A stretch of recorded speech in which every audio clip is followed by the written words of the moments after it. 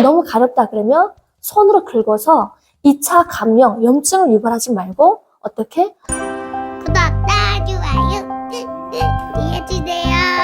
아무래도 저희 병원이 중종합병원이지만 피부 성형을 많이 하다 보니까 여기 신도시에 젊은 사람들이 되게 많으세요. 그래서 좀 피부에 대해서 관심이 많더라고요. 그래서 피부의 구조라든지 기능, 그리고 보톡스에 대해서 환절기, 봄철이 다가오면서 여름에 가까우면 많이 피부가 건조하거든요.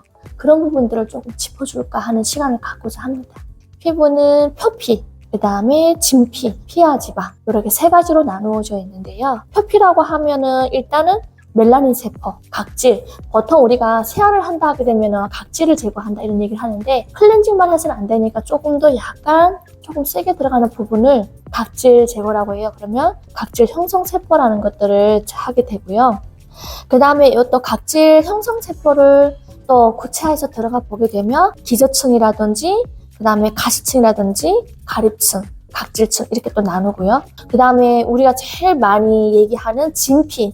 진피에는 단백 섬유랑 같이 있어서 결합 조직 능력을 같이 해요. 그래서 그런 부분에는 림프라든지 신경이라든지 그 다음에 혈관이라든지 근육, 원앙, 피지 이런 것들이 단백질 이런 것들이 같이 분포되어 있어요. 말 그대로. 그래서 보통 피부는 감각 수용체라고 하는 부분들이 특정적으로 인지되어 있기 때문에 우리 피부는 외부 자극도 중요하지만 물리적인 것, 그 다음에 또 화학적인 것, 그다음 기타 여러 가지 부분들에 많이 작용이 되거든요.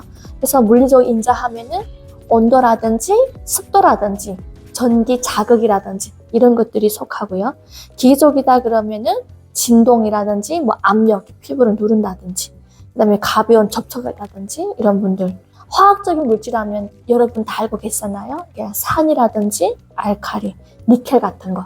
그래서 우리가 이렇게 목걸이 하다 보면 좀 알러지 있는 분들이 되게 많으세요. 그런 부분들. 그 다음에 염증 개발 물질 하게 되면 우리가 항히스타민을 유발할 수 있는 부분들. 그리고 또 약물에 의해서도 생기는 부분들이 되게 많으세요. 그래서 모르핀이라든지 코데인이라든지 정신적인 약물들, 세로토닌 같은 거. 그래서 이게 피부에 연관되는 부분들을 잘 보시다 보면 첫 번째로는 운동신경 반응의 차이고요. 이것을 또 긁는 행위들을 유발해가지고 또 이게 통증을 회피하고 동통을 유발하고 이런 부분들이 또 모르핀 반응 차이를 해서 그 안에서부터 물질이 나오다 보면 통증은 약화되지만 가려움증은 더 심해지고 그 다음에 또 대뇌피질에서 이거를 인지하다 보면 통증에 대한 부분은 우리 뇌에는 시상이라는 곳이 있어요. 그래서 인지를 해서 진행이 되면 마지막으로 이게 통증과 가려움이 한 번에 이렇게 같이 나타나는 경우. 그래서 피부를 긁다 보면 손상이 생기지만